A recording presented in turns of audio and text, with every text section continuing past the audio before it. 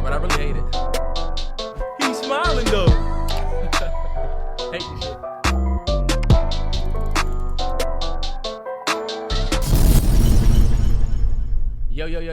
Yo, it's the MalloryBrosPodcast, episode 116. Yep, and we shooting this joint off the late night, big arena playing. I'm gonna try to keep my eyes off the TV screen, but it will get cut off. I don't know who he's talking about, but that TV will not cut off. And nobody will be watching Serena. You are here looking like a... you worse than the niggas that used to be at work with their phone. This nigga sitting here looking like a icy or what you look like right now. I'm trying to figure out what he looks like. Please don't. You look like a firework that... You look like a firework that exploded. Look at how soupy the neck on your shirt is, boy. You look like a firework that exploded already. Like, I'm not even thinking about what he look like. Okay, is this Tada? Yeah, it is. How about that? And you look like you fresh out of a tussle. You look like a nigga yoked you up. You look like you got that from the... Hot Topic like shit, boy. I don't even know where they sell shirts like that. Mm-hmm. Who's Nova. On that shirt? Big Nova, Mary J. Or son, one of your favorites in the verses. Mary J is one of my favorites. So Outkast on the shirt. Boohoo Man. I got this for like $8 and he niggas ain't paying us. Hey, let's keep it $100. Who got the better shirt on? Right. I would say mine is better, but I mean, it's neither here or there. This how you know a nigga taking a bow out. Well, it really don't even matter what people think. It don't really matter. The only thing I care about is mine. I'm doing me. But yeah, y'all, happy Friday. We 1 week out from the football season. I only got a couple more weeks left in the summertime where it's going to be hot. We get the shorts off, you know what I'm saying? So just trying to push through. Keep that short weather, man. I'm trying to keep the shorts weather. I feel like I just got in my short bag, you know what I mean? Mm-hmm. I'm not really looking forward to the pants because, look, pants hard to dress. I don't care what y'all say. It's hard to dress with pants. Right? It's harder to dress with motherfucking... No, it's not. I think so. Not to me. Maybe like jeans, yeah, but like I think shorts you can get a dope vibe off with shorts. I'm black jeaning it all winter. I'm gonna try to do some shit this fall and get some dope fits. I'm not even gonna lie. Yeah. I'm trying to have fall be my real season. You know what I mean? Last year I feel like I was enjoying the tail end of it. Then it got too hot. I got a lot of shit that is just too hot for me to wear. You know what I mean? Mm-hmm. So I'm ready for the fall season. Ready for the cold season. Hoodie season. I just got 2 new dope ass hoodies. I'm about to be, boy. What? Y'all better catch them sales before they really start. Get your summer shit for next year. Get the winter shit now before it gets too cold. Yeah, I don't already start ordering shit for the cold. But moving right along, the last week Friday we did another live stream. 100%. Big shout out to the Realest 9 on Patreon. Mm-hmm. Always fun to chop it up. We be getting feedback and stuff like that about different things to do. We will be live again this Friday, right around the same time. We'll do better with the social media and letting everybody know exactly when, so that everybody can tap in. But shout out to everybody that was there. It's always dope. It's always fun. 100%. And we plan on doing a live that's just on the YouTube. Yep. Just for everybody, so that everybody can join. Not just the Realest 9, but all the 9ers on YouTube can come and do a live too. That's something that we got planned too. I don't know when we'll do that one, but I definitely think you should do that one, you know what I'm saying, soon. Yeah, for sure. I'm with it. For everybody. I think that'll definitely be both. Look, why would I choose between this one and that one when I know that I can have both? Mm-hmm. Throne Talk. You know what he said after that? I don't remember. I just know it was Throne. He said, I laugh at these rappers. I guess TIP ain't the only one out here with jokes or something like that. Fire, because... Oh my God, that's crazy. I laugh at these rappers. I guess TIP ain't the only one out here with jokes. Yeah, because T.I.'s a rapper. Niggas was laughing because T.I. became a rapper. He was a comedian. Became a comedian. Niggas was laughing at him because he's a rapper. Mm-hmm. But I'm also laughing at rappers. And a comedian make you laugh. T.I. ain't the only one of y'all that started telling jokes. A lot of you niggas is funny to me. Yeah, I get it. Look how happy he is. You look like a little ass kid, boy. Terrance, what do you look like, boy? You look like you ready for a Capri Sun like shit, boy. You look like a gerbil like shit. Rodent like shit. It's giving very much Capri Sun energy. Terrance, please. Look at you, boy. Okay, Capri Sun, you look ghetto as shit, boy. Huggy. You look like a Huggy. You look like you only drink blue Huggies. No, you weird. You drink the purple drink. Think about little kids be messy as shit. Ice cream cone shit melting all over their hand. They still gonna eat the whole thing. That shit dry up around their lips and they want to come over in the back eating Oreos, black crumbs all over their mouth. Fucking their teeth. We not getting out the car with you looking like this. Yeah, get it I'm together. Not gonna show with my kid with the Oreo mouth. Yeah, Oreo mouth. Nah. People be letting their kid just drool everywhere. If you don't take that bib and wipe that shit. If you got a badass kid and the only way that they motherfucking ass will shut up is if you give them some Oreos, come on, let's run in here real quick. Damn, that is not a good thing. It's not, but look, some people trying to get through. I ain't got time to be on my my super duper parent. Because you're going to take your kid right in the grocery store and say, I need some seasoning. Let's just walk down this aisle. And guess what aisle you going to walk down? Y'all got seasonal? Where is that? Look, right down there. You're going to walk right down the Oreo aisle. Tantrum. No bullshit. Can I get, you ever see that person with the stern though? No. Let's go. That's why you get that stern talking to by your mother in the car before you go in. That's a real thing that happened to us when we was little. Nah, yeah. When we go in here, don't ask for nothing. Oh, you know what? Story time. Tell all the listeners how you stole that bubble gum. No, what you steal? We did it together. We was 4 years old. I'll never forget. I think it was like a chocolate egg. You stole that. It was Easter time. This motherfucker Terrance stole a. We was in Safeway food line. Yep. In the food line right up the street, and this Terrance stole a Easter egg chocolate joint. It was like a chocolate egg. It was Easter time. It was Easter. I stole not a Hubba Bubba. What was it? The bubble tape. Yeah. Nah, no, it wasn't. What's the one that had the little duck on it, like the goose on it? Was that Bubble Yum? Yeah, Bubble Yum. Stole a pack of motherfucking Bubble Yum. I had that shit right in my little 4-year-old pocket. Yep. And when you 4, you're not really that good with stealing. It's just like, well, I guess I'm going home with this. You ain't sneaky with it or nothing like that. And cause look, this is the thing. We got in the car and was back there crushing. We got in the car and act like we got it bought for us. I was back there eating. My mother said, Where y'all get that candy from? I don't remember buying that candy. Mm-hmm. And look, you know how your parents put on the shocked face? I know y'all didn't steal it. And me and Terrell sitting there looking like, what? Yeah. Like, my mother made us go back to the store. Apologize. We had to tell the lady that we stole. And look, you can tell the lady that we went and talked to. You could tell she had kids because she was playing right along with it. No, they did not. I was terrified. That's when I was young. I was scared as fuck. Mm-hmm. That was back when your parents can say, you gonna go to jail and you just scream crying? I'm not trying to go to jail. You know what's crazy? I kept that Bubble Yum. Real one. Terrell always do that. Terrell done stole and Terrell will get caught and then he'll still have it when we get home. Yeah. I'm still banned from the Costco up in Brandywine. You not. But Terrell did steal. Terrell was young. How old was we? 14? 14. Terrell stole some condoms from the... Terrell went to Costco to steal some condoms, right?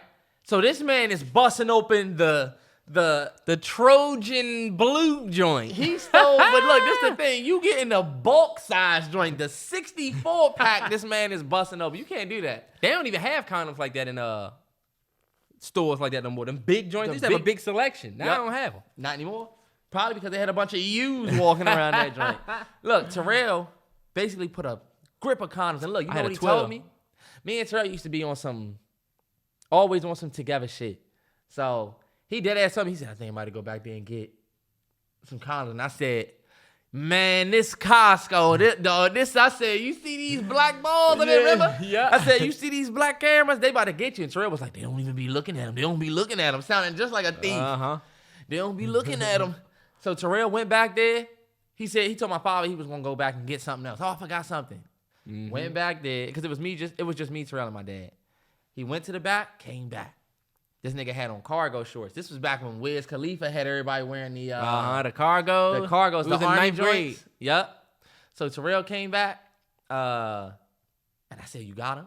And he was like, look, the proud face too, look. I said, I bet. Look, now, I ain't gonna lie. You know how another nigga do some shit? You could be with a nigga that cussed another nigga out, and you see that nigga over there with 4 niggas, you like, hold up. I hope they not about to be about action, because I'm gonna be involved in this. So look, we walk into the front, and all of a sudden, we see this black lady. She get to walking, and look, she walking right with us, and we like, I'm like, hold up, is she coming to us? What'd she say, Terrell, when she got to you? Terrance, first of all, I saw that lady when I was stealing the condoms. Yeah.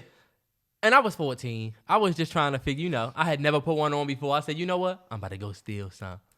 Yeah. I don't know where. I think I found one at school or some shit. It was like a dirty ass on the floor joint. I said, you know what?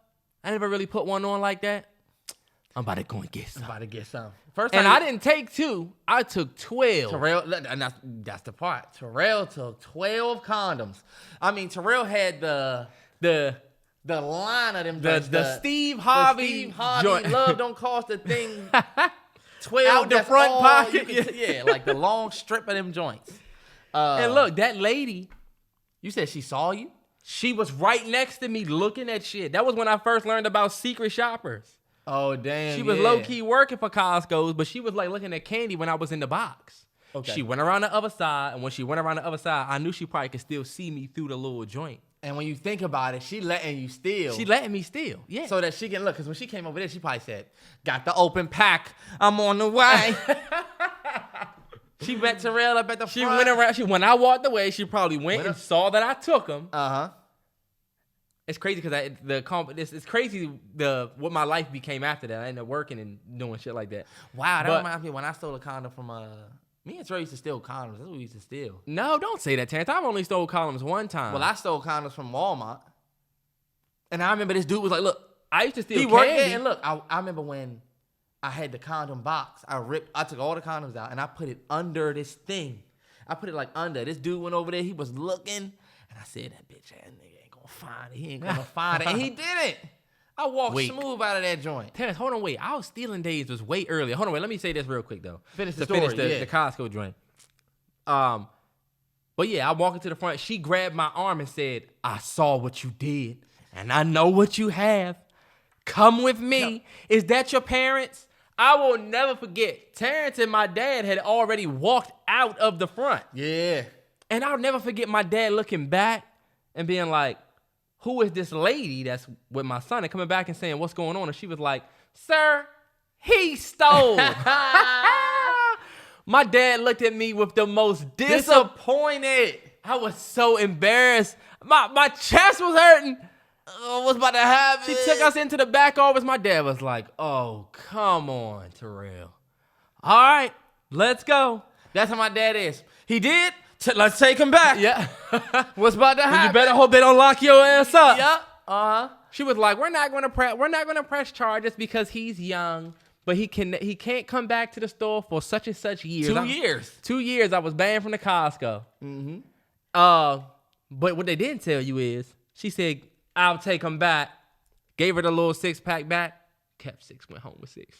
This nigga Terrell's a free bang gang. Let me tell you, I went in Terrell's room and Terrell was like, I still took some. I said, what? Because I'm a real one.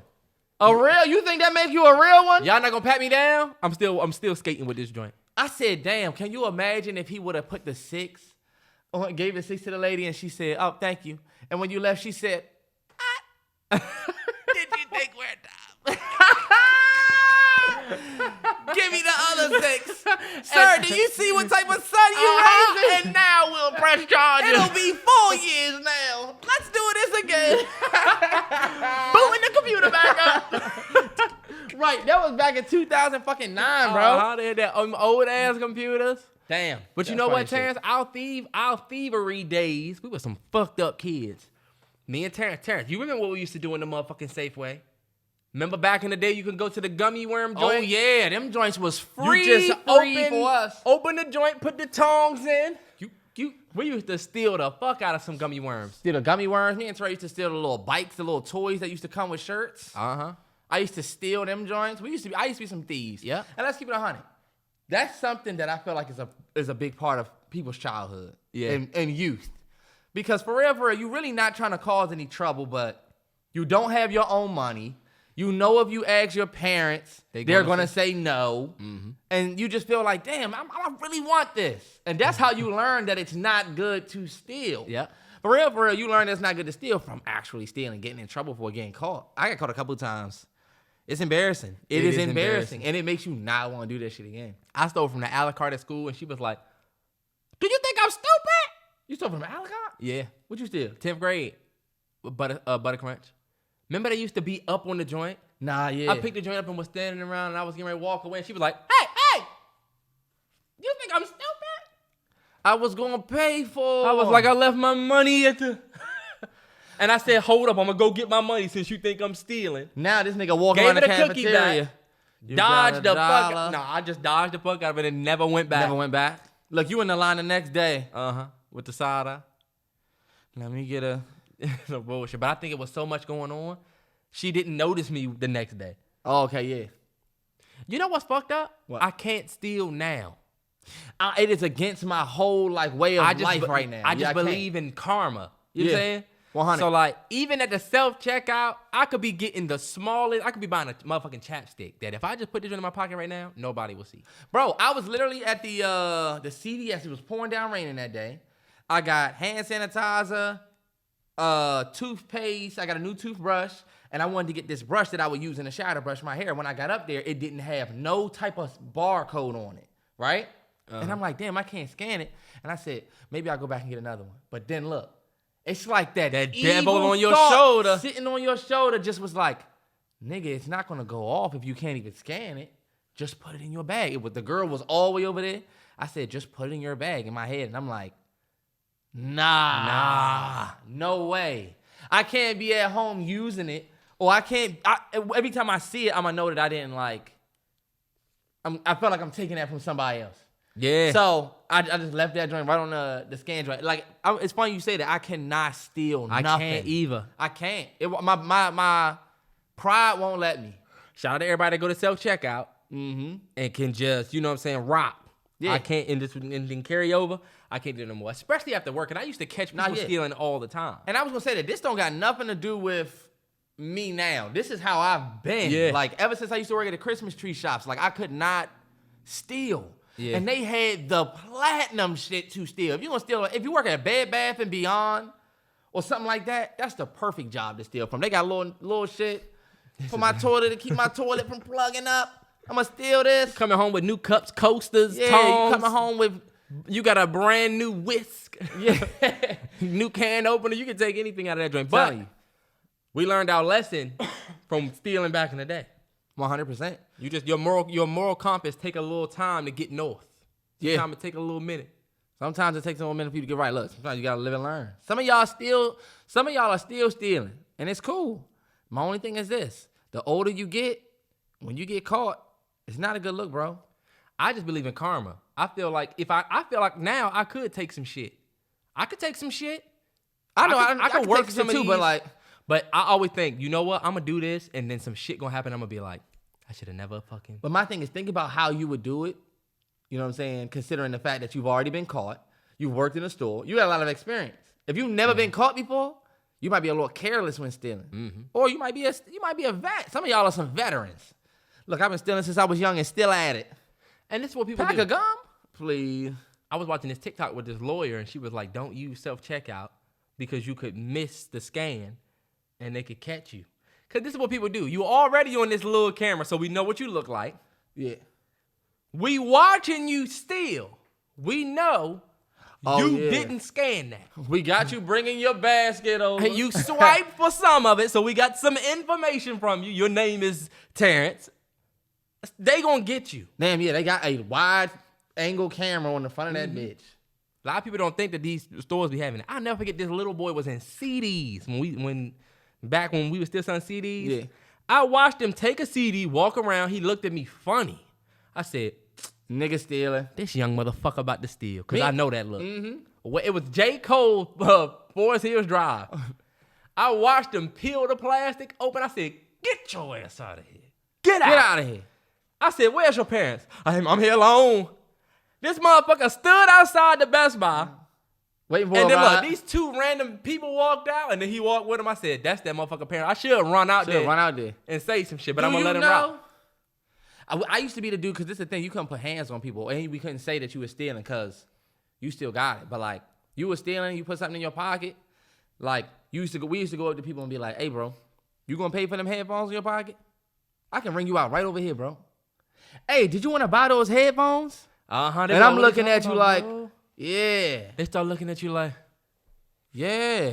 I've had a situation where they was like, I'm gonna buy it. Go into the front and actually buy it. It's like, damn, you got the money for it, but was still gonna steal. Yeah. Because why would I spend my money if y'all ain't gonna catch me? Nah, no bullshit. If you're gonna steal, you gotta steal with buying other stuff. You can't walk in a store. That's the people that we try love to walk out like you wasn't impressed. I ain't seen nothing I liked. Motherfucker got a whole J-Lab audio in his pocket. I'm a Paul. You ain't Paul. You a nigga that steal. All right, bet. Look, we had a real big weekend this past weekend.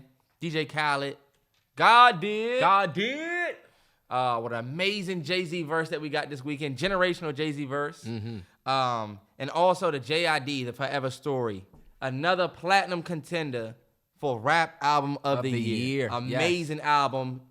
JID, whatever his name is, that man deserves flowers. I believe he put out the best album of the weekend. If we keep it at 100, the best music to drop that weekend was that JID album. The 100%. The most hype was the Khaled because of the stars. feature list, which is star-studded. But that JID album was fire. If the video not up, if you don't already have seen it, and it's Friday. Yeah, we aiming for that video to go up on Friday. That video's gonna be up soon as fuck. Soon as fuck. Hey, look, let's real quick. Let's talk favorites from both. I got God Did right here. Number one, the Jay-Z verse. If I could just say again, that verse is a top 10 J verse. I don't care what anybody say. I get chills every time I listen to that verse. It's so much in it. People was calling me a dick rider. Always crazy, the whole Avengers. Now they calling us the what was they calling us? I forget. Some other disrespectful word. The jigaboos, which is disrespectful. No. Yeah. No way. But that J verse on God Did is crazy. But also the Wayne verse and the Ross verses are solid. The Wayne verse is fire. The Wayne verse is definitely fire. Jay just spit for 5 minutes. So put this on the charger. God Did is my favorite. I like the Big Time joint with Future and Lil Baby. I would say the Fam Good We Good, love that. It Ain't Safe. Yes, that Nardo Wick in the gym. Beautiful. Future and SZA was probably my favorite joint. Yeah. And you know what? The motherfucking Jada Kiss joint too. Jada really went crazy on his joint. So far as the JID, favorite joint from that joint is hands down the I got a list. Dance Now. Definitely love Dance Now, but I love Radar. Yeah. Radar's fire. Crack Sandwich. The storytelling on that joint was amazing. Cody Blue 31. Bruddanem. Can't Make You Change. That Just in Time joint with Wayne. Wayne snapped on that joint. Cody Blue 31.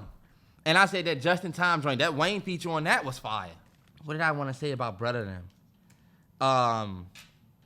Maybe it was Bruddanem, but he talked about how like when he was growing up with his brother or something like that, like his brother would get whooped by his father or something like that. Remember? He said something like that? Yeah, that was Bruddanem. We would get whooped and like I knew my loyalty was there because I wasn't going to tell on him.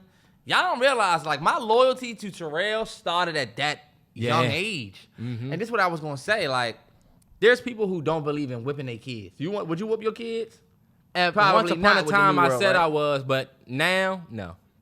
And this is what I was going to say. Like, me and Terrell did not grow up in the streets.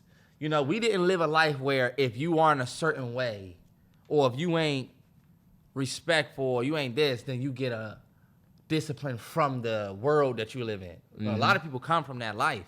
However, me and Terrell got our ass whooped, for real. Yeah. But when you did some shit wrong. And like, I'm not even gonna lie. There were times where I got my ass whooped from shit that Terrell did, and I didn't even know what he did yet. We would talk about that shit after like some motherfucking slaves. We would talk about that shit after like some slaves or just on some... Because this the thing. My father would come home and say, which one of y'all did this? I would know that I didn't do it. Yeah. And Terrell would say, I don't know. And I'm never gonna be like, I didn't do it, so, I didn't do it. Yeah. And like, my father would whoop both of us. And it wasn't abuse. Like, this is what I was gonna say. I never looked at my father like he was abusing us. Or I was never scared of him. Like, people would say, your child shouldn't see you and be scared. Nah, I knew that there was a discipline to come from when we fucked up. Yep. And that's why I'm saying, like, yo, that not only did that teach me that there were actions for my consequences, there was consequences for my actions, but it also taught me a certain sense of loyalty. Like, hey, I'm with this dude, and we're going to take this ass whooping together. And I felt like that built a certain sense of loyalty. Yep.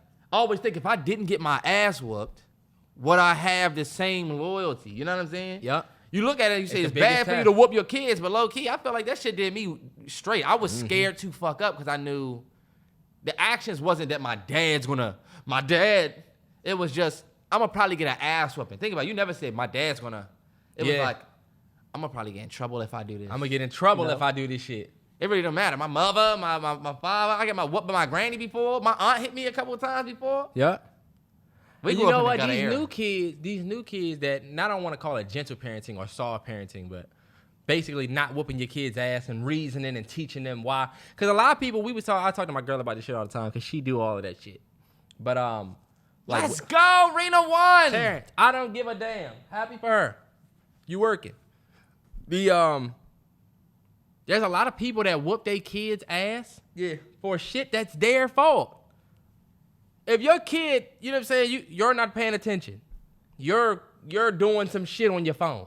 Yeah. Your baby is in here and just poured everything out on the floor. Everything. Took all the boxes of cereal and just turned them all over. Yeah. You come in the kitchen, it's Lucky Charms, Apple Jacks, Corn Pops, Frosted Flakes everywhere. You want to pop them. What the fuck you do? Why would you do that? They have no idea why that happened. It just turns into I guess I can't do this. Okay. When really, whose fault was it that I poured everything out? It's really mine because I'm not in there paying attention to them. So people be wanting to whoop their kids' ass for shit that for their own neglect. 100. And I really was only bringing that up because of that Bruddanem song on the JID project that kind of alluded to that. If you haven't heard it yet, JID, A Forever Story is an amazing album. It is. I think he just... a lot of people were saying, you know what I'm saying, JID put out the album that Kendrick Lamar thought he put out. I saw that. Mm-hmm. And I think it's no question that there is a clear, you know what I'm saying, inspo from Kendrick. You know what I'm saying? It is a question, though. If you grew up on Good Kid, Mad City. For sure. It's definitely some clear reference. However, that's why I told Terrell, I don't think that Jid put out the album Kendrick thought he put out. I think he put out the album that y'all wanted Kendrick to put out.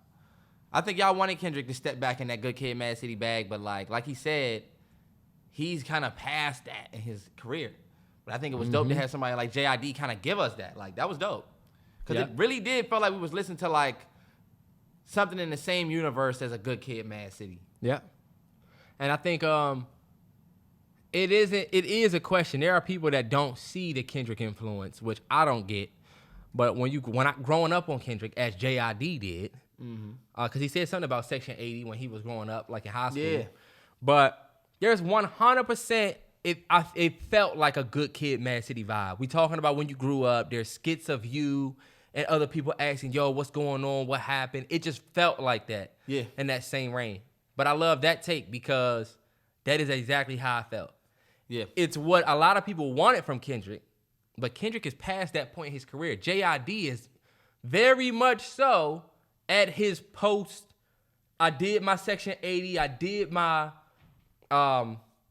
what's the other joint Kendrick got with the black cover? Unapologetic, something like that.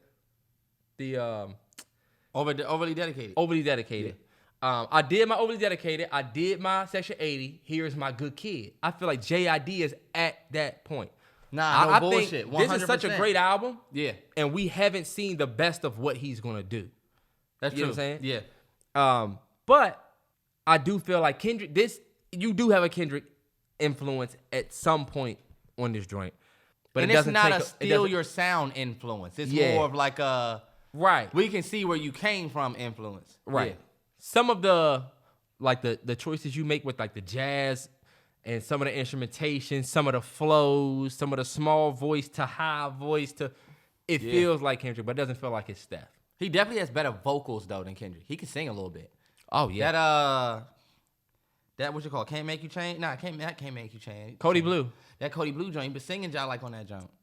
And look, I didn't know that Jid was 31. I didn't know he was older than me. Like he's actually a grown ass man now. Yep. And that kind of speaks to his level of hip hop, don't it? Yeah. Because I feel like not that a young kid can't come with that, but like if he was only 21, 22, rapping like that, you can hear the work.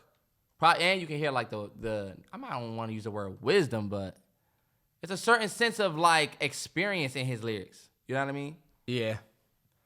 You looking at how old Kendrick Lamar was when he put that out? Kendrick put that joint out. He's 35 now.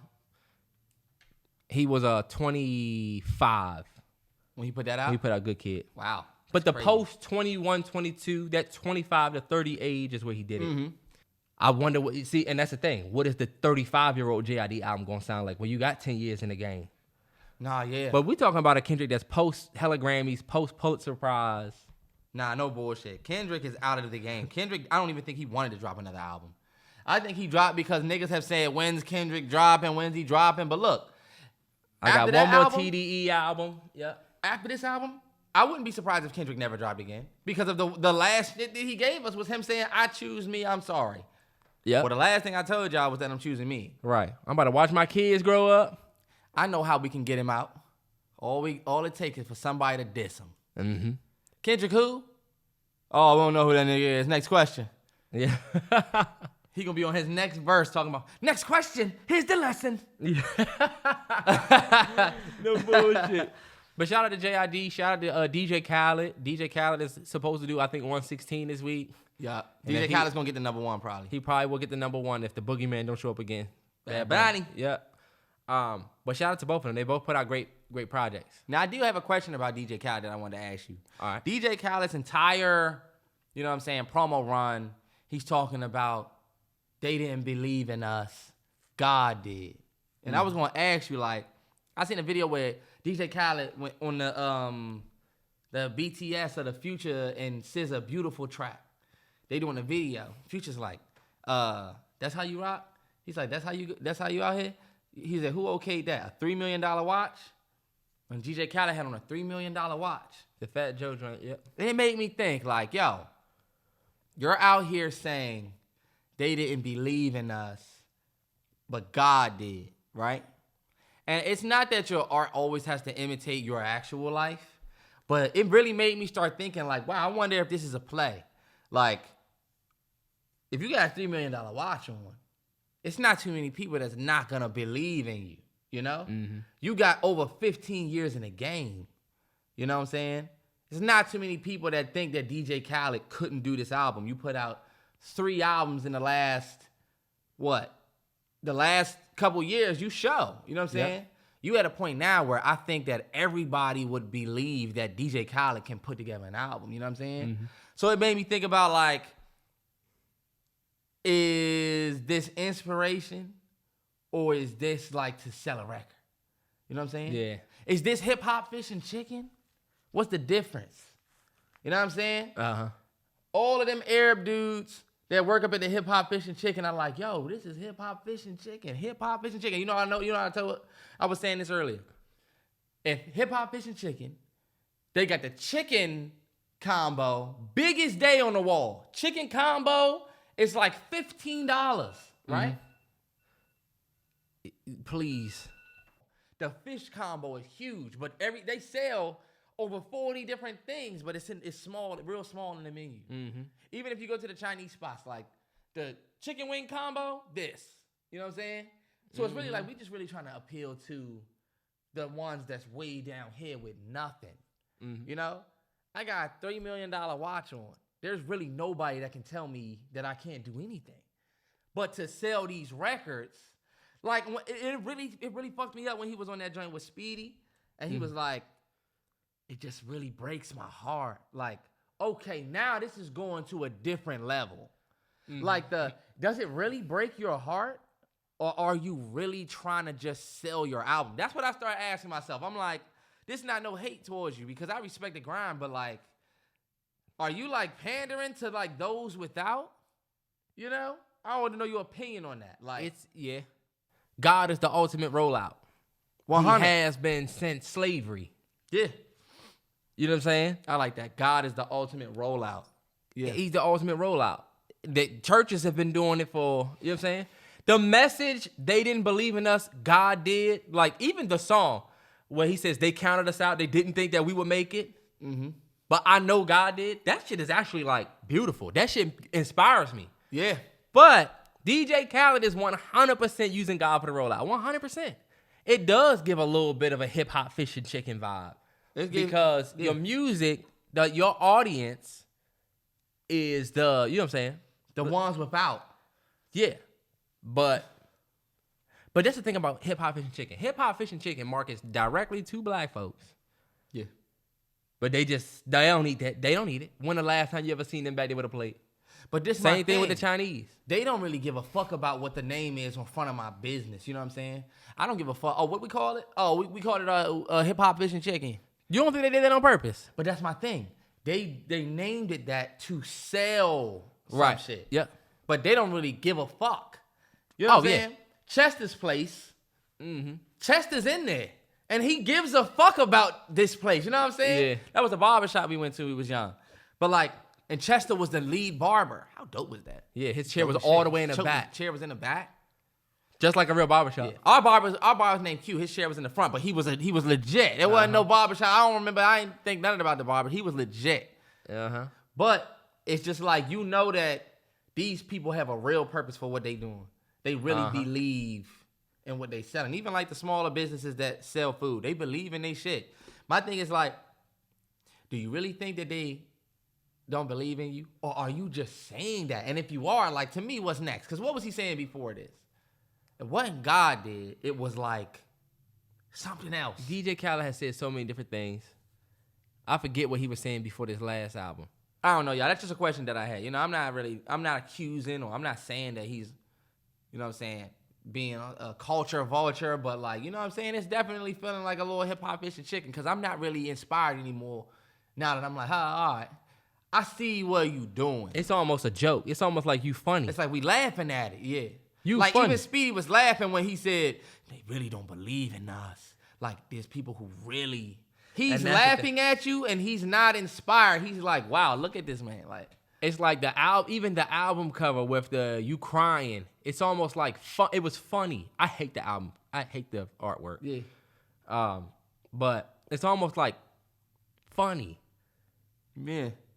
You got this tear on your face, but no, we're laughing at you. It's not like we laughing with you. I didn't think the album art was funny.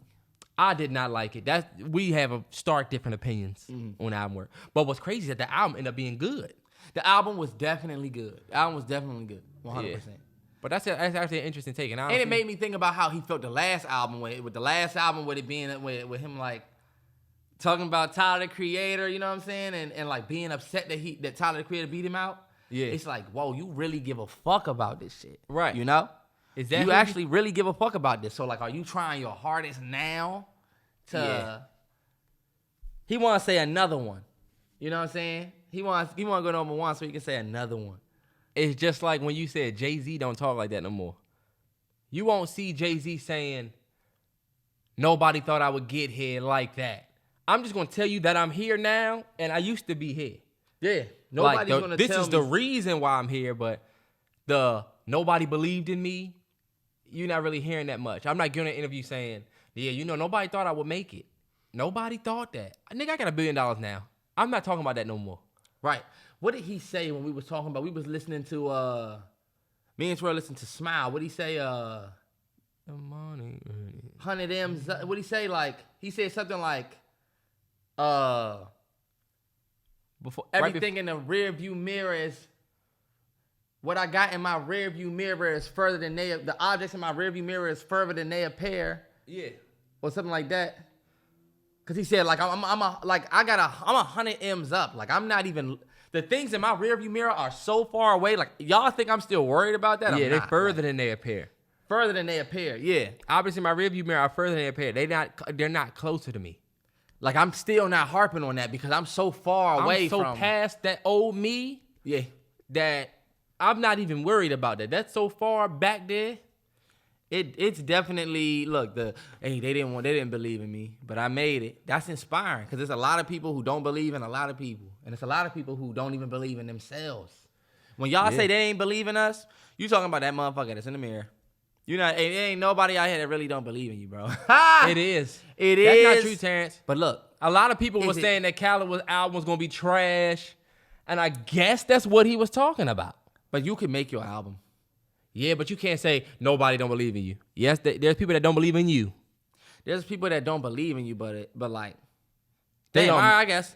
All I'm saying is it's easy to run with I told Terrell, it's 2 bad comments that have you switching your whole game up, and you got 2,000. We love this. We love what you're doing. We love your music. We love this.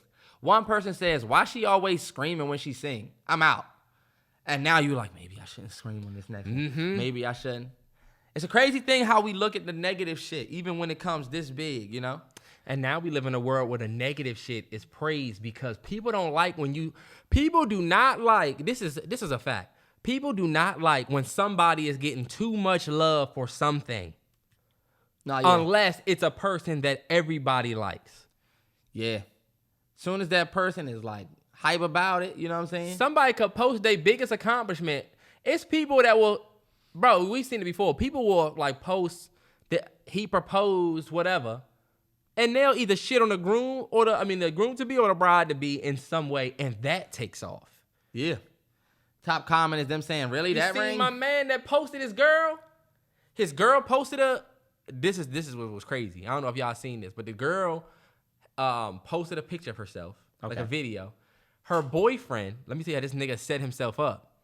He quoted the joint and said, all the niggas that's in her DMs, oh yeah, she getting fucked real good and she's good and she's good. And everybody was like, bet. Now we about to go in on her. They start going crazy on his girl. Like, and it's like, trust me, we didn't give a fuck. And that's the thing, fellas. Sometimes, and we've talked about this shit before with the Meg shit, the best thing to do is sometimes just don't say anything because it's going to make you look bad. Nah, it will. Now, that will make you look bad because you saying all the niggas sliding in her DM, yo. Come on, bro. You can't play that You role. showing insecurity right now. Because nobody's saying anything fucked up. Right. You know what I'm saying? Why? Nobody's, you know what I'm saying, doing anything that's crazy. Sliding in the DM ain't the same as The Rock going on an interview and saying, if I could be anybody's pet, it'd be Meg Thee Stallion. If you don't get your strong, rock bottom, neck ass up out of here talking about my wife, I don't give a damn. Terrance, but see, because I keep it 100. This is the thing. If you out with your girl. Can you imagine The Rock? It's like, yo, I don't want no smoke. I just really didn't like the comment. Hey, look, let me ask you a question. You with your girl. Yeah. Y'all at motherfucking, let's just call it, y'all at the bar. Y'all, no, not even that. Y'all at the bar somewhere. Yeah. Right? You go to the bathroom. Mm-hmm. You come back from the bathroom, or you on your way back from the bathroom. It's a nigga that's talking to your girl. Yeah.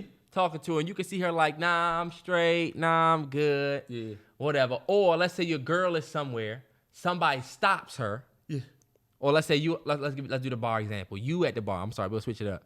You at the bar, your girl gets up, goes to the bathroom. On her way back, some random dude says, excuse me, you know, I think you're real beautiful, and I think whatever. And she says, you know, oh, thanks, whatever. Yeah, keep it pushing. It's certain niggas that will now give energy to that. For me, if I'm here and my girl here and some shit happened where I don't give a fuck what happened. Yeah. Cause I know what she getting ready. I know how she getting ready to play. Yeah. It could be a nigga that's trying to talk to my girl the whole night. Right. I'm not giving that any energy because I already know what's up. And when you dating a bad joint, that's going to happen. It's going to happen to you on the street. It's going to happen to you at a restaurant. You're going to hear shit. And you can't fault certain niggas. There's nothing you can do. Yeah. Some people didn't know you was with nobody. I thought she was just walking back from. It's even going to be niggas that know that that's your piece. When you got a bad joint, it's going to be niggas that say like, I've had niggas say, yo, where his girl at? Where his girl at? You know what I'm saying? And then my girl walk in and they like, oh, okay, there she go. I'm hearing this. You know what I'm saying? And it's not on me to be like, problem? Yeah. Something wrong? You said what? You know what I'm saying? It's not on me to get on that energy because low key, like Terrell said, if it ain't disrespect, if you're not blatantly doing that shit in my grill thinking, man, like exactly. That's like you walk in I always think about this crazy movie situation where you walk in a 7-Eleven, there's 8 niggas in there, and then y'all just getting some shit, you walk in there like, this bitch got a fat ass or some shit like that. Uh-huh. And it's like, all right, you disrespecting me. Hold on, wait. Let's run that situation. Call my girl a bitch, one. Let's run that situation. 2, you say she got a fat ass right in front of me and you know I'm right here. I want to know what you would do. You walk in a 7-Eleven. There's 8 young niggas in there, all 18. Some of them might be strapped. You don't know. Yep. They got these poo shiesty masks on now. Like you don't know what to expect. Yep. You with your girl. Mm-hmm. Niggas is like, damn, that bitch is bad. He got a bad bitch. Okay, yeah, that's disrespect. If they talking amongst themselves, like I told you, I deal with that. But if it's somebody saying this bitch is bad bitch, that ass fat, damn girl, that ass fat in front of you. That's disrespect. That's disrespect. How you act though? You gotta let them, hey, look, that's me. That's me, bro. Yeah, it is. That's me. That's all me though. Yeah, for sure. Yeah, and then we skate. And we skating right up out of here. Yeah, that's me, bro. That's why she with me. Yeah, that's why I wipe it up, bro. That's why that's me. Yeah, bro. Respect, love. Respect though. It's respect though. That's me. I'm putting that in the air. I'm putting that in the air to see how you about to act. Because at the end of the day, fellas, you got to think about safety. A lot of niggas bark back, and now you and your girl in a situation where this crazy ass nigga that live out here. Oh yeah, the crazy ass nigga that live out here with the Terrance. It's a crazy ass nigga that live out here. I don't know if I told y'all this before, but I've told myself, you know what? I'm not gonna win the staring battle with him. I'm not gonna try to win this nigga wanna walk by looking like this. I used to be like, Terrance, don't break eye contact. You know what I'm saying? To let that nigga see you, look at him and see what the fuck he go. And I'm like, what is the purpose? If he wanna be king of these streets out here, let him have it. Like, let him be the king. Like, now I see him and I'm like, fuck it. Like, I have no will to want to get, because you look, this is my thing. I don't know what you got on your plate. I don't know what you willing to try to take off mine. Like, I'm off it. I'm not even getting on that shit. Nah, I'm with you. And that's the thing. You got to think about safety. Some people just bark back and you will fuck your whole shit. Let me tell you something about your man, though. Me and Terrance, that dude with the Tourette's is crazy. I don't know what's wrong with him. I don't know what's good with him. He'll wait till you get in your car and then be like, bitch ass nigga. He'll have an episode crazy and you'll be like, what the fuck is he talking to me? Right. I don't know. But let me tell you something. When you walk in with your gym bag, that's what I'm saying. It's like he don't want the smoke when I look like I'm out here. When I got the string on, busting out the tee, chest crazy, fresh from the gym, I ain't getting nothing. I walked out and I said, this nigga about to come square at my shit. Cause when I'm in my whip, it's action. You know what I'm saying? This nigga getting active over there. But he's sick. We don't really know. I don't live over here no more. Praise God. Yeah. But yeah, bro. Like we basically saying, it really ain't no point in getting active. If you got a bad joint, or if you have a joint, if it ain't disrespect, I don't even know how we got here from the Khaled part. What was we talking about? I don't even know. I don't even remember. That's all good. I was gonna say this. I don't think I will ever wear a V-neck T-shirt ever again in my life. Me either. Did you see Kirk Franklin? That is the main reason why I said this. I say I will never wear a V-neck sweater ever in my life. You either look like, I don't even know. I can't even. I'm not gonna say nothing. I know exactly. But if you have a V-neck sweater on right now and you listen to this, you're crazy as hell. Like, you're wildin'. Crew necks only. Like, I would never put a V-neck on again. You know what you look like with a V-neck on? You just look like the most. You look like the main character in a Tyler Perry movie, like getting ready for something or coming down the steps. Like, I would never put on a V-neck sweater again. I mean, a V-neck anything, for real. I won't wear V-neck nothing either. V. I won't do it either. I will only do crew necks. Let me tell y'all, when we was growing up, V-necks was it. No, remember? Sure. Yeah, 100%. V-necks was popping. When the go-go days. Yeah, you showed the go-go with a black V-neck. Black or white V-neck. You had to fit it on. Like a black V-neck with the black fitted. Mm-hmm. Yep. The Colorado Rockies purple. And that's back when you just wanted your the diamond turfs. And the diamond turf. That's crazy. That is crazy. Yeah. Let me tell you, because that was my fit right there. The Colorado Rockies fitted black V-neck, blue jeans with the black and purple diamond turfs. Let me tell you something. When we was growing up, like, I'm not gonna lie, I like the way the new generation dress. Because they just put on whatever and can make it look fly. Yeah. Back then, when we was growing up, not even back then, but about 10 years ago for sure, at this point, 10, 12, 14 years ago. 10 years, 100%. Or even in 9th grade, whatever shoes you had on was the outfit. It. Everything else had to complement the shoe. Mm-hmm. So you would wear some motherfucking, remember we used to have the Tampa Bay Rays joint? The Tampa Bay Rays. With the purple and black with the blue, and you might throw on some... It just had to match the shoe. 100%. Niggas love the Great Fives and Hornets jerseys. Nah, you know what I'm saying? Yeah, 100. Because it just fit. You had the taxi. You had not the taxi. Are they the taxi 4s? What's the name of them 4s? The yellow joints. You know the yellow 4s? Oh, the all yellow joints? It's the yellow for. I ain't gonna say the taxi. Sneakerhead niggas that order 70 shoes on what's the name? The military fours. They're not the military force. The military force was blue. Search yellow fours, Terrell. But look, you wear them yellow fours with the pirates hat. You know what I'm saying? With the black with the yellow P. Or y'all remember the Bacons? You remember the Jordan 12s, the with the black and yellow? That's the one that niggas used to wear. The university joints. Yeah, but them joints wasn't out back when we was out. Yes, they was. Rico had them. Remember? Damn, I don't remember him having them joints. I had the French blue 12s when I was in 11th grade. Them joints was bangers. And French blue 12s with the Wizards jersey. I had the Timberwolves jersey on, the Kevin Garnett joint. Is it the green? The Thunder Fours? The Thunder Fours with the Pirates hat. Oh, yeah. You right, it was all about matching the shoe. But back to the V-neck thing. If you got a V-neck on, that's wicked. That's crazy. If you got a V-neck on in 2022, low-key, you might be the one that bring V-necks back. Just search V-neck T-shirt on Google and look what Look pops at this. up. Look at the V. This man has a deep V. This is the zestiest shirt. This is a zesty shirt. Look at this nigga. He looks stressed. I wish y'all could see. He looked like all right. Yeah. I would never wear a V-neck ever again. The only V's we fuck with is V-long. Yeah, my man.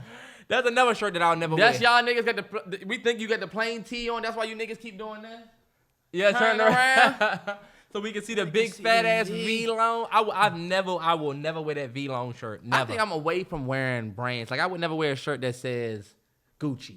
You know, just right across the front. I would have the Gucci shirt on, and then it's just a regular shirt, but it's Gucci. You know I wear a Gucci shirt that got all the G's on it, or the Dior joint that got all of the, the little. Maybe yeah. I'll do that, or the Fendi joint with the F's. Yeah, but even with all of the F's, I'm not with that. Maybe if I just have the small the two joint. F's or something like that. But I'm not really about trying to say. I'm not trying to walk around like a fucking advertisement. You know, Yeah. I'm walking around with a Dior shirt on. The 38, the $70 That's the same joint. energy as walking around with and some of y'all niggas are like this.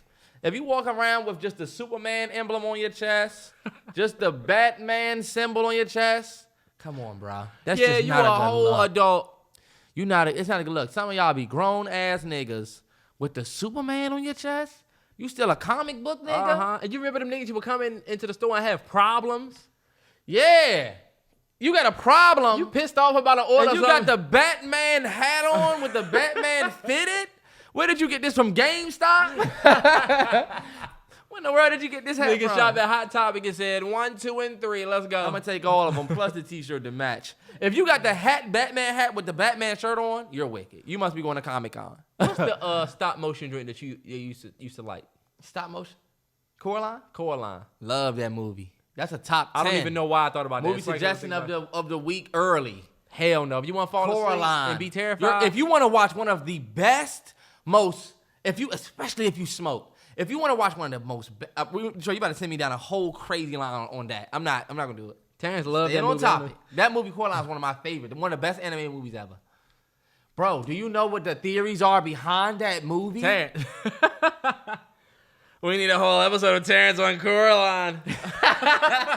The theories behind that movie will make you say, damn, like, I'm about to go rewatch that joint. I've seen that joint a million times. The DA of Fulton County in Atlanta came out, and she's not fucking around when it comes to all of the shit that's happening in her county. And they asked her about the criticism that she's been facing behind, using hip-hop lyrics. And they basically made it seem like she's targeting the hip-hop community. How do you feel about the people that saying you targeting, these artists that are using rap lyrics in RICO cases? And this is what she had to say. There we go. I'm not targeting anyone, but however, you do not get to commit crimes in my county and then decide to brag on it, which you do that for a form of intimidation and to further the game and not be held responsible. One of the lyrics used in this indictment. Just one of the lyrics is, me and my crew striking out, striking in all black. Send me the drop, we'll kick in the house. If we steal a car, we're going to take off the tag. Well, they kicking indoors, committing home invasions, and now I'm using those lyrics that they're admitting to doing that. I'm going to continue to do that. People can continue to be angry about it. I have some legal advice. Don't confess to crimes on rap lyrics if you do not want them used, or at least get out of my county. And I'm gonna be completely honest. I don't like the fact that they use rap lyrics in RICO cases. I mean, I don't like the fact that it's admissible in court. I think the bigger issue is the crime that the communities are facing in the county. You know what I'm saying? To me, a lot of people are looking past that and focusing on their favorite artists or their favorite entertainers. But this woman is talking about crimes that are happening to a lot of people's aunts, grandmothers, mothers, fathers, uncles, brothers, sisters. You know what I'm saying? Getting their cars broken into, house raids, family members getting shot, shit like that. And if you rapping about it, like, when I saw it, I was like, what the fuck is she gonna say? Yeah. But then when I heard what she said, I was like, well, I really can't be mad at that. I'm not necessarily, I can't say that I'm against them using lyrics in court, because they've been doing that. They've been doing that for a long ass time now. And two, I'm more so against niggas putting that shit in a song. Yeah. Like, don't say that shit in a song. You know what I'm saying? Like, don't say that shit in your music if you don't want them to use it in court. You can't say shot a nigga 5 times. There's a nigga out here that got shot 5 times, and now you like, what? It was music. Nigga, like, come on. Like, no way. Just don't say this shit in the music. Yeah. So, like, my thing is this. I don't know what else y'all thought she was going to say. We're going to use this music. We're going to use this in the music because, like she said, they're saying that they're doing this in the music, and we have these cases that show this. So we're going to use that. Yep. And my thing is this. I'm not saying that, you know what I'm saying, it's a right thing. To me, it's just a game. Like, that's what the game is. If you're going to be out here doing that, I do think that me just generally speaking, I'm not speaking from experience. I'm just speaking, just looking from the outside in, you probably shouldn't put what you did in a song and then be surprised when they say, oh, but you said this in this song. So what was that about? Yeah. That's bullshit. How can y'all use a song against me? Like, it lines up. If it lines up, trust me. And I just think, you don't want to say that shit. I think people need to, like, because a lot of people will say, oh, well, XYZ, it's art, it's whatever. Really think about the families in the county that are being affected by the crimes. A lot of people, I think the insensitivity comes there. Well, people not really thinking about the shit that's really happening. Yeah. But yeah. People ask, Nah, 100. I had a little hot take question for Terrell. This one is a movie question, but you guys might enjoy this one. What is the better hip-hop movie? 8 Mile or Hustle and Flow? Damn.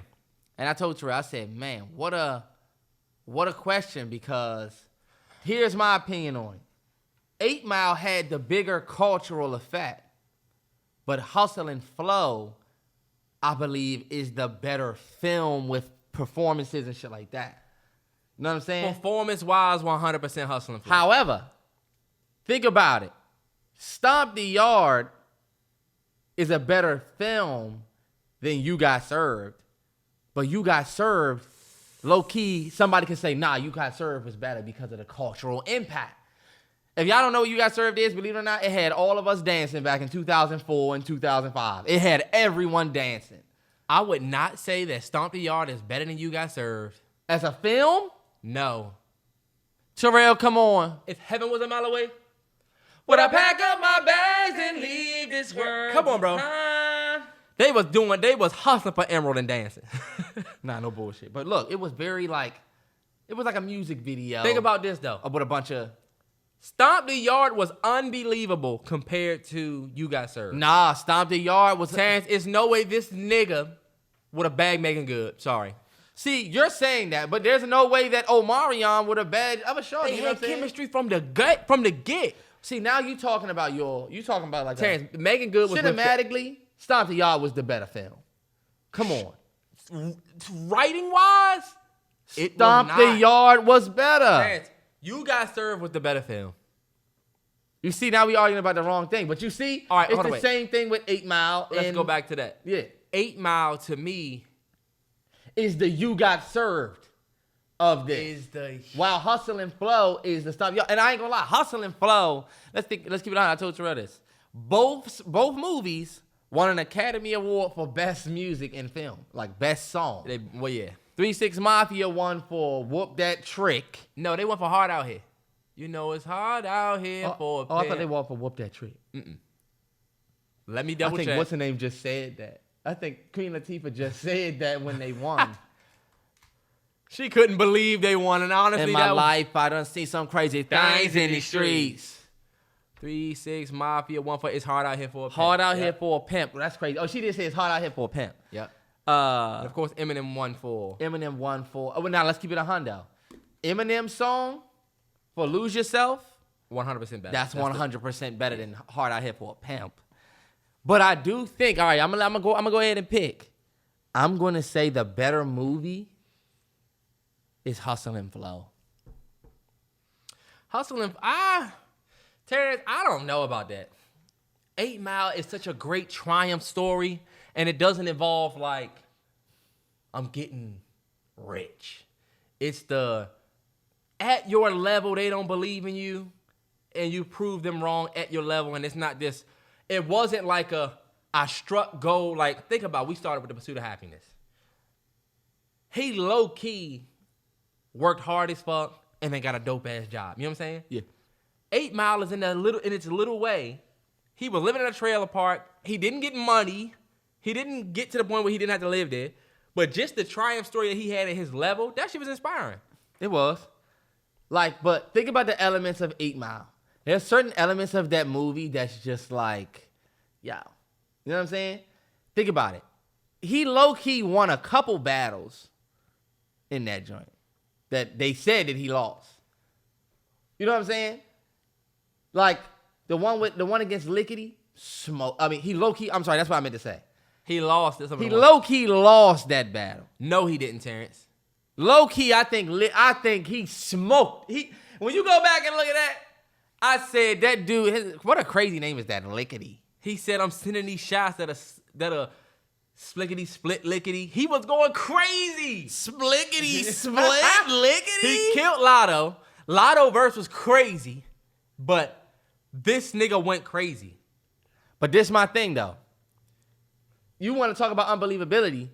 What was the nigga's name? Papa Doc? Papa Doc was trash. Anthony Mackie?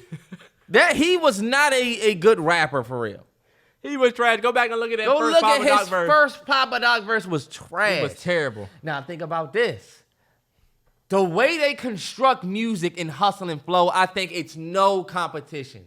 The way that dude made that beat, right? Yeah.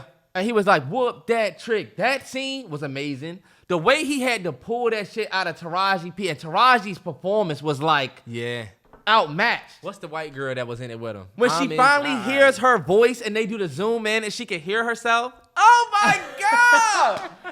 That movie is so fire. Look at my eyes watering because that is cinema right there. Y'all know how I love movies with that use that music. Terrence Howard 100% smoked everybody in performance-wise. The song, y'all go back and listen to when we started. I don't even know what episode it was, but he said, "Man ain't like a dog." That's the opening joint. scene joint. I don't know if that was for the pause episode, but I don't know what episode we did when we opened with that. But like, the fact that, you know, said Ludacris was in Hustle and Flow. I tell Skinny black, skinny man. You know, he we tell got his girl, and y'all gotta do this with y'all girl. I'm gonna do this soon. You tell your girl put her hands on your steering wheel. It's gotta be your car. She can't put her hands on her steering wheel. She got it on the fuzzy cover. Yeah, you can't put your hand on the glittery cover and say this. But you put your hands on the steering wheel and you tell your girl to put her hands on the steering wheel. And then you say, look, you better hurry up and do this before your girl this. And then you say, you see this right here? When we like this, we in control. right? And then she gonna say, yeah. You know how your girl just be like, Going with and your then you gotta bullshit. tell her, I want to hear you say it. Say we in control. And you gotta let your girl say we in control. That shit motivated me. That's some passionate shit. That was right some there. dope shit. And that was him and his top hoe. He was a pimp. Nah, for real. Him and his bottom joint. The joint where he threw the girl out. Where am I supposed to go? I don't give a fuck. That's such a great movie. It was such a good movie. Hustle and Flow. Where can you watch it? Hustle and Flow. I felt like it was on Netflix for a minute, but It's on YouTube. it ain't free though. It ain't free, but you can watch it on Amazon for $2. Honestly. Bottom line, I think in the comparison with 8 Mile though. 8 Mile's triumph story, like 8 Mile with his friends. Working at the plant. He was late as fuck. He started picking up shifts. Like, his mother and her fucked up ass boyfriend that was played by, what's my man name? I forget his name. Great guy. Now we talk about Paul the Fruitcake. I bet when he traveled, he packed panties in his suitcase. Exhibit. There was LGBTQ justice, allies in that joint. You work at this plant so long. You're a plant. Bro, I think 8 Mile just has the more iconic characters. It Like, has people know B-Rabbit, Future, Cheddar Bob. Nah, you're right. It You're just right. was- You're right. They do have the bigger, and that's why I said the culture likes 8 Mile more. I think 8 Mile is that one. If you haven't seen 8 Mile, that one's on Netflix. I definitely recommend watching that, especially for my M fans. Yeah. You know? Yeah. But- if you're an M fan, that's going to be tough to beat. He's like the professor in And One. Y'all remember the professor in And One? Y'all watch that And One documentary? The white boy that's out here that they be leaving, you know? Sanaa Lathan has a film coming out that's very much like 8 Mile, where, you know, you get on stage and you don't do that well. And you had the triumph story, you know what I'm saying? Oh, yeah. Hey. But yeah.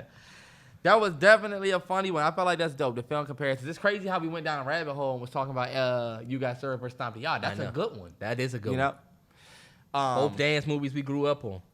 The cultural impacts from both of those movies. You Got Served got everybody dancing. Stomp the Yard had everybody crumping. Like, we was crumping like shit when Stomp the Yard came out. That first scene itself. Some of my y'all- man C Breezy. Yeah, my man C Breezy that's one of the best scenes ever. Remember that what was that joint called? The anthem we used to listen to? The something ZTB anthem or something like that? It was something like that. We used to listen to that joint all the time and crump. Crazy anthem. Me and Terrance have videos of when we was little in our computer when we was like 13. We would hit play on YouTube and dance. Hit play on YouTube and then the camera was rolling. Well, we was getting it. Y'all will never see those videos ever. You won't see it. You will never see it. If we do a documentary, then Well, I guess we got to put it in there. maybe. It is the 3-year anniversary of the Popeyes chicken sandwich. And I know that's random as fuck. But that sandwich and the impact it had with 0 commercials and the only advertising it had was on Twitter. It single-handedly, that sandwich, changed the way companies advertise forever. 100%. You didn't have these black social media teams that's saying, oh, our sandwiches are giving, you know what I'm saying? The Arby's page said something the other day like, it's giving, and I'm like, wow, that's crazy. But Now, you think this is all started from Popeye? I think the Popeyes chicken sandwiches success solidified, bet we going this route. We're going to try to infiltrate the Oh, culture. 100%. Yeah. The power And not is- really infiltrate, but we're going to try to, like, speak to them. Because Yeah. once they start talking, if our we shit can gonna have explode. that effect, Yeah. then it's success. They did not expect to do Because I was going to say, Wendy's been out here tweeting. Now they have. Wendy's always had a real motherfucker behind that keyboard. They have. But now you got fucking shit like Uber Eats. Or things that are very universal. Coming out and speaking Coming to out us, and saying, speaking specifically down that route. Yeah. It almost makes me think, too, are these same tweets going to that other side? You know what I'm saying? Because there's a whole different side of social media that you're not sitting on. Mm-hmm. You know?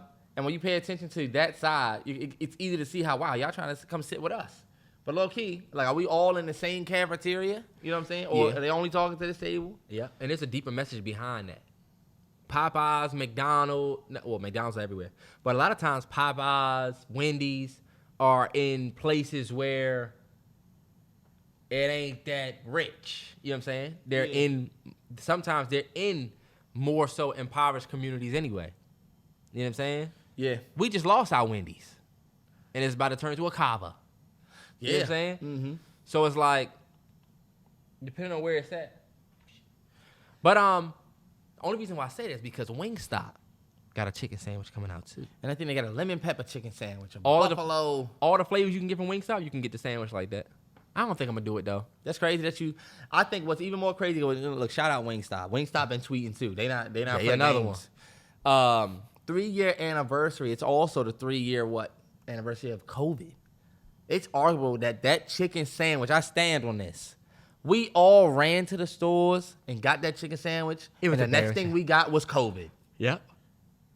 They put COVID in them chicken sandwiches. I'm telling you, because that shit came out what it was like the end of the summer of that year, and then When December. you look at the vlog of me eating that chicken sandwich, right after that, we got COVID. Right after that was Christmas and all of that came. Yep. That season came. COVID. Crazy. Cause I had Looking back at the pictures, bro. Look at the pictures of all of the black folks in line. It's embarrassing. It's embarrassing. It's embarrassing to see. I can see them in the meeting with no black people in it. These niggas loved it. Look at these niggas. They loved it. I would never forget driving and being in that long ass line. Mm-hmm. I remember seeing people say, and look, even you, guess what I got? I got the chicken sandwich. Oh, I'm about to get it. I'm standing in line trying to get it. We got a video up. We some real... some real Negroes. Negroes. Some real Negroes with a video. We tried the that chicken bullshit. sandwich. But you know what? Nah. That's good marketing, though. We can't beat ourselves up for being excited about something. Yeah, but because you know what? You know who sold it to you? Popeyes didn't sell you that sandwich. Right. Black you Twitter- sold it to you. Black Twitter sold that sandwich. It became a big thing. It was a thing. You know what I'm saying? You wanted to feel included, And so you went and got the sandwich. Mm-hmm. And that's just a message to anybody that's still looking at social media like it's not a multi-billion-dollar platform that's super important in most businesses. And I mean everything from Twitter, Instagram, whatever. If you got a business on Instagram, you're open 24 hours a day. Oh, yeah. If you got a storefront, that motherfucker got to close sometime. You got to have, hopefully, motherfuckers come by. You got guaranteed traffic and 24 hours open if you on Instagram. Yeah, and there's a book called Contagious by this guy named Jonah Berger. And it's basically about why things stick, like what makes things go viral. You know what I'm saying? Yeah, that's dope. And Somebody asked us for book recommendations. That's great. Contagious by Jonah Berger. It's about what's something that makes things stick. And one of the things that he talks about in that book is the number one marketing tool is word of mouth. Or the number one, I don't even know the term I'm using, but the number one way things go viral is by word of mouth.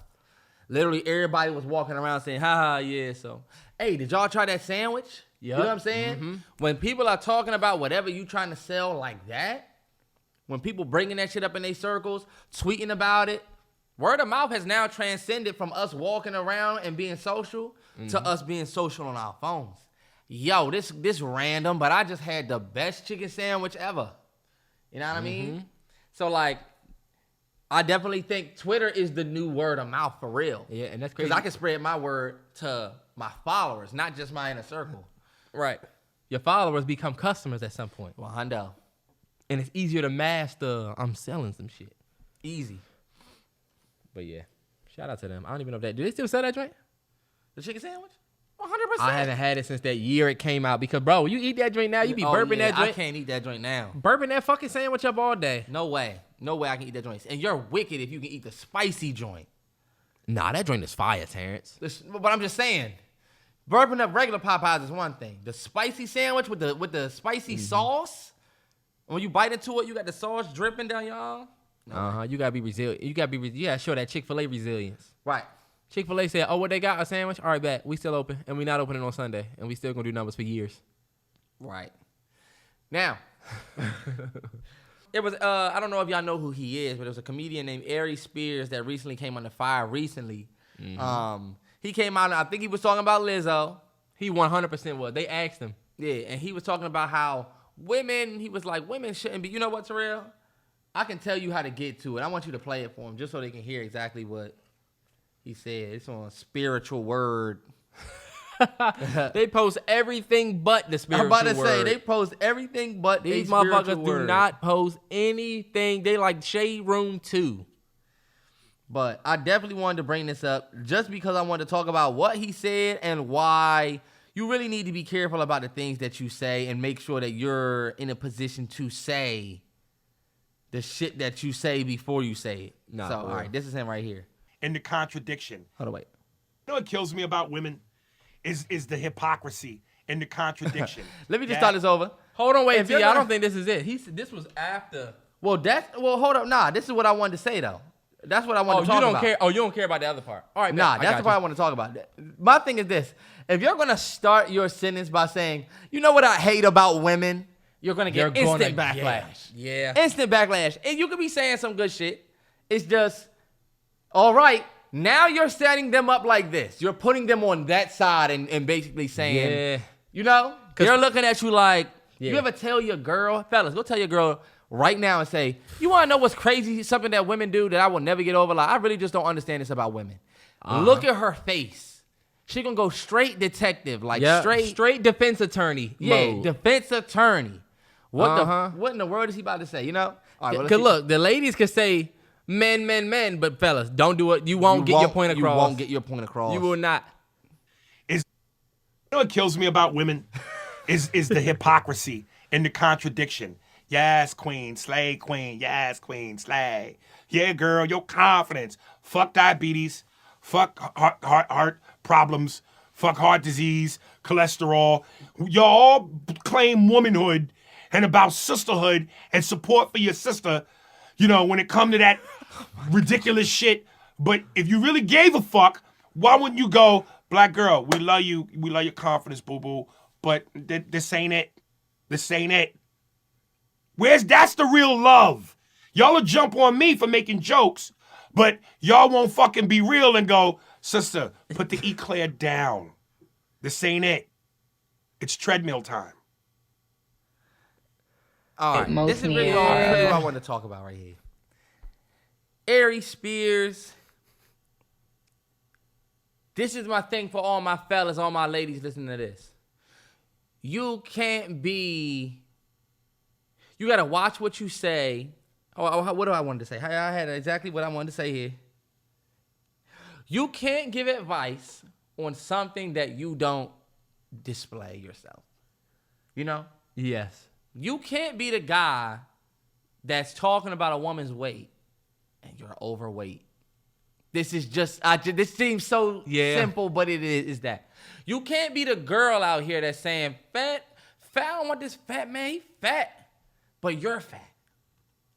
There's nothing wrong with either of y'all being fat, but you can't necessarily be... It goes back to what we were saying about 21 Savage and the... You're the pot calling the kettle, yeah. But I want to reiterate this is a little message. more literal too, so.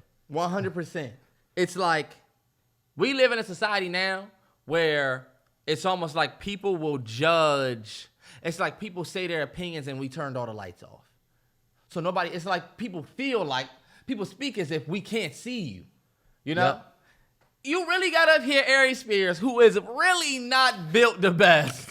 He is not built in any way. Did you hear him breathing? Ladies, what y'all need to do? Yeah, like, you're not built in any way to tell these ladies, you know, put the eclair down. Like, yo, you put the eclair down. Like, Nobody's going to listen to you. nobody's going to listen to your opinion when you look like that. Now, what he said is not cool. Even if he was a fitness dude, like a real fit dude, it still would be a little insensitive what he said. You know, there's truth to every statement. Mm-hmm. However, most of this, if not all of it, was real insensitivity. I didn't like the fact that he generalized that. I feel like if you want to land a point, don't just, first of all, you started, this is what you don't do, what y'all didn't hear. He started, well, you probably know by now, but he started by somebody saying, would you ever talk to Lizzo or something? And he said she looked like the shit emoji. Oh, and I then saw he that. said, you know what I don't like about you women? know what kills me about women?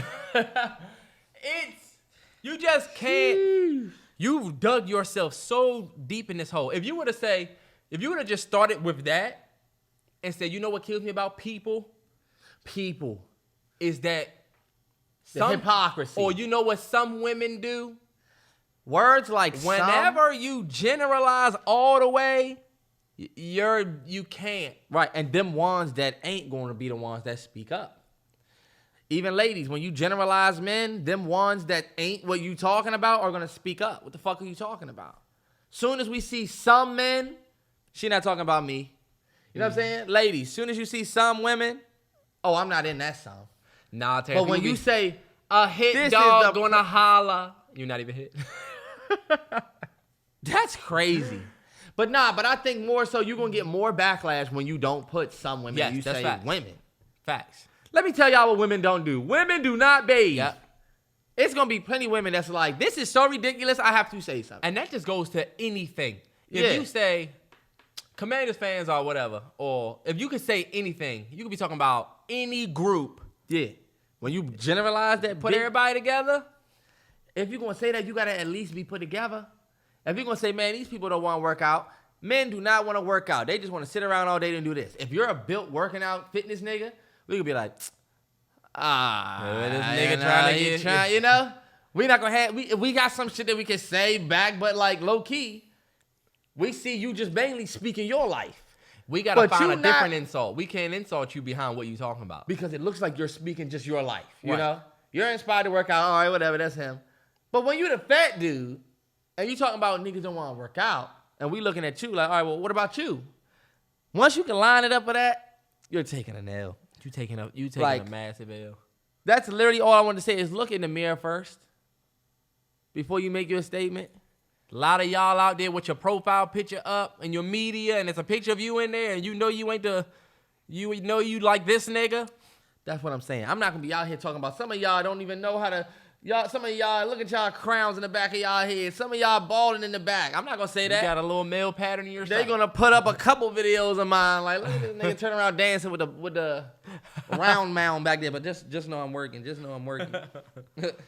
Nah, but honestly, that was bad. That looked very bad. It was not. He should have just stayed quiet. And for anybody out there, fellas, I know we got our preferences. You know what I'm saying? Or I'm sorry, preferences. Let's just be a little bit more. I know y'all have heard this before, but just to reiterate, let's just be a little bit more realistic. You know, I need my girl to be fit. She got to, you know what I'm saying, nails and feet done all the time. She gotta have this, all of this put together. Can't have fucked up teeth. Can't have this. Mm-hmm. You got to look in that mirror first, bro. You know And what I'm saying? but then that's the thing too, fellas. You can't say, oh, well, the ladies can say whatever, because we really can't move like they move on Twitter. Like, you can't move. You can't. If you with your fellas, if it's just us, Nah, 100%. we can talk. Yeah, we can talk. But even in that sense, though, it's kind of like, all right, come on, bro. you know what I learned too? People don't think about the fact that who you're talking about.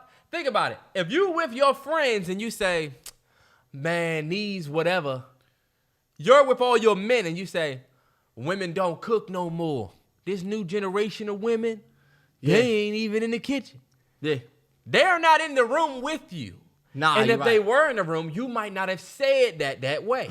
But nowadays, any group you talking about on Twitter is on there.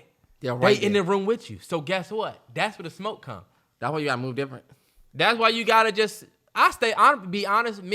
I be staying out of certain Twitter threads and opinions and stuff like that. Yeah, me too. I stay away from it. Like if somebody says, I'm not gonna lie, I'll retweet some bullshit. Yeah. If somebody's on bullshit and get caught up, like the black girl that was like shitting on the niggas that was dating the white girls, which is a problem in the NCAA in the college football. They got a little bit of a snow buddy crisis. 100. But her boyfriend was white.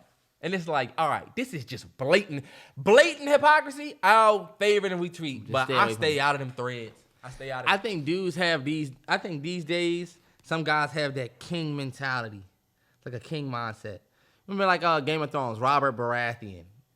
Big fat dude, but since he's the king, my girl my girl is gonna be. Yep. You know what I'm saying? You want this beautiful girl because you think you got a crown on your head. But low key, if you're not Robert Baratheon, you're not gonna be able to expect a Cersei. Yeah. You're gonna expect, you know what I'm saying, something else. You not even the hand yet. You not. You like fucking Grey Worm. You a Grey Worm nigga working up at the Advanced Auto Part. Shout out to my niggas Advanced Auto. Shout out. You can't be the one that says all these girls out here want his money. You don't even have the. That's the thing. You're not there yet to say that. You can say that. You can say it because it's true, but you know how they gonna receive it coming from you. But you just gotta be real with yourself. Nah, 100. That's Keep why it you 100. just keep it clear. And just to end that off, fellas, I mean, we should all be living a life to where we want to be fit. We want to be, you know what I'm saying, strapped up. I lived my life for a long time just bullshitting around, but like eventually get there, bro. So you agree with Aries? Well, I agree with Aries on the sense of all people though. Like people should encourage getting. That's why I say it's truth in all statements. There is like, truth. The confidence thing he was talking about. There is some hypocrisy in. You know what I'm saying? Some of the things that is appreciated. Some of versus, the things we appreciate versus, you know what I'm saying, the bad side of it. But like, yeah. Come on, y'all. Bet. We run a movie suggestion? Yep. I'll go first. My movie suggestion of the week is actually not a movie. It's actually a series. Last week I had a series too, but this week I'm only on episode 2, so I want y'all to watch with me. Echoes on Netflix. I've been hearing such good things about it. As a twin. That's what somebody told me. As What's a it about? Twin, so basically it's about this woman whose twin sister goes missing. But her and her twin sister, see, I don't want to ruin, but basically That's a good tagline though. her twin sister goes missing. Was they close? They was close. Like me and you close? Close to the point where, I don't want to. Close to the point like if you went Fuck missing. it, I'm just going to say it. I don't think this is a spoiler because this is what the show is about. It will be in the trailer. Her sister goes missing, but her sister is in some shit. And her sister thought they was close, but she didn't really understand what was going on with her sister. When her sister went missing, it's like, what the fuck? Where's she at? And her and her sister have this little thing that they always like hit each other on. Her sister stopped responding, so she's like, where the fuck you at? So when she goes to visit her sister, because they don't live in the same place, they be like, everybody, like, she's finding out all of this stuff about her sister, like, oh, she always did this, she was doing this, and she like, what was she doing? So the backstory of her and her sisters, they used to switch places when they got in trouble. Like, switch clothes with me. Like, switch dresses Oh, with me. yeah. So basically, to try to help her sister out, she's trying to find her sister, but she's also living both lives. You know what I'm saying? Ooh, So okay. her sister has a husband, she has a husband. So she's trying to literally live both lives to find her sister. And her sister husband don't know she was a twin? Her sister husband knows she was a twin, but in this case, they can't tell them apart. He can't tell her apart. So he think that's his wife. He thinks that's his wife. That is insane. And you know who else is in it? Anything you want, Nene. I'll get it. I'll buy a jet. Me, you, and Zeke can get up and fly up out of here. He's in it. This motherfucker, what was his name? In the show? What was his name in Power? In Power, I think his name was like Andre or some shit. Hold on, what Power book? His name was what? Derek? Dante. Dante from Yup, Power Dante Book 2. from Power. But yeah, just in short, This the rock looking nigga. I've only seen 2 episodes. Mecca. Mecca. Terrell. Let's keep it on it. Terrell is a Mecca built please. nigga. People were saying that you need to stop calling me brolic because it's starting to be you. It's not about it's not the physical. It's just the mindset and the look. Look at him. Terrell is brolic. But look, Echoes on Netflix. I didn't spoil I'm about it. to start that joint because I was just talking to Candace about it. And she literally started this morning and got a good ways through it. Candace probably done that joint. She about to be done. She be finished. These motherfuckers Listening to this right now, Candace, you're done. Oh yeah, 100%. People that work from home, it's a scam. It is. It's a scam because y'all don't be working. You be wondering how to be finishing shit so fast. It's like, oh, you know what? You had an 8-hour shift today. Nobody called in, so you flying through episodes. So you just chilling. Motherfucker knocking out 6 episodes a day. But they be the ones that seen all the TikToks. You know what I'm saying? They seen all of the videos. Uh-huh. Yeah. And did you also see one? Yeah. I seen that. That was bullshit. My movie suggestion of the week is Prisoners by Denis Villeneuve, 2013. Hugh Jackman, Jake Gyllenhaal. Literally one of the best thrillers of the last 10 years, and it came out in 2013, so we just right in this decade. But it's a movie about these two families. One, Terrence Howard and Viola Davis, and Hugh Jackman and his wife. They visiting each other, and their daughter's out front playing, and then all of a sudden, they can't find their daughters. Their daughters go missing. And they running around. Jake Gyllenhaal is the detective. Paul Dano is in the movie as like a suspect, and such a good fucking movie. Heavy. Denis Villeneuve, shot by my boy Roger Deakins. Amazing movie. A beautiful Incredible. movie. Incredible movie. I don't it's know where on you can watch Hulu. that, It's on Hulu. Oh man, I might just have to put that joint on. That joint Prisoners is good, man. Prisoners is good, and I'm not just gassing it. Like me and Terrell, when we was in the thick of our film school days. Oh yeah, that was 2013. Yes, so that was right before we graduated. Like Prisoners was in American AFC, American cinematographer, shot by Roger Deakins, who also shot Sicario with Denis Villeneuve. Oh, so, yeah. Denis Villeneuve. Dennis Villeneuve. If you're not familiar with Denis Villeneuve, he just his newest joints is Dune. Yeah, he did Dune. Yeah. So like, he's got some crazy movies. I still need to see Enemy, but yeah, we got sports one though. I don't really have sports. Not until next week. Sports. I don't know what by this time I feel like it'll either be tonight or the next time she play. But just another big shout out to Serena Williams. We don't really have sports. Yeah, but big shout out to Serena Williams, one of the GOATs. Her final U.S. Open tour is tonight. Yep. She just won. I've been trying to peek over, but not peek over. But it looked like Big Rena won. I hope so. But shout out Big Rena, man. This is like watching Jordan play his last game. Like, this is like some real shit. So yeah, definitely another shout out to Serena. And it's the last week without football, fellas. Next week, we back to regular season football. The NFL picks is back. Picks is back, baby. Let's get it. Next week, I'm in a paid league. Whole 9 watch. For fantasy this year. Oh, okay, yeah.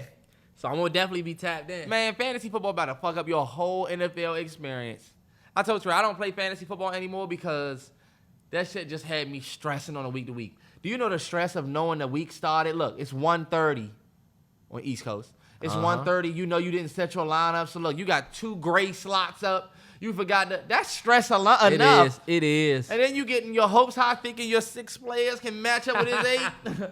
Saquon had 2 tutties. All right, bet. You know what I'm saying? That's stress, man. It's stressful, but I said, you know what? I was working the last time, this is the first NFL season where I got the whole year to operate on my own. Yeah. So I can set my lineup. I was working on a Thursday. You forget to set your lineup. Now you stuck. The niggas you had starting ain't playing. You didn't switch.